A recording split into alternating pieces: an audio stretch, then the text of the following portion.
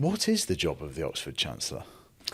Well, it's easier to say what it isn't. It isn't to run the university, Yeah. which is the vice chancellor, and should be. And there's an excellent vice chancellor who does that very well. And it isn't a political position. It is not to be a Labour chancellor or a Tory chancellor or anything like that. Even though it's been held for long periods by people who've been in politics on one side or the other.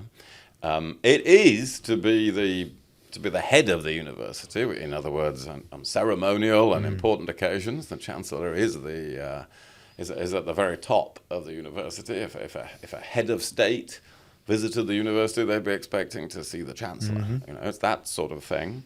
And then it is to express the values of the university, to be somebody who can articulate what Oxford is about to the world.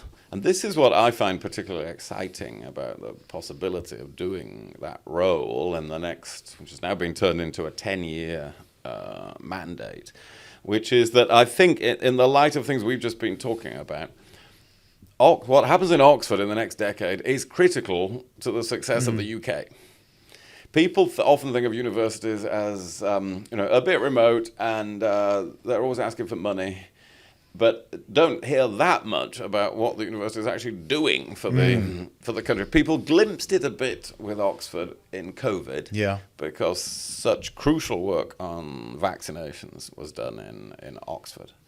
But they're not necessarily aware of all the many other scientific and technological advances that are now taking place in Oxford, and there are others taking place at other UK universities. So I see part of this role, which gets reinterpreted in each generation, as articulating to country, government, the world, what it is that Oxford is doing, how important that is to the rest of the world, because that helps build the partnerships, the future endowment, and the public understanding that it's really important to have the world's top universities in Britain.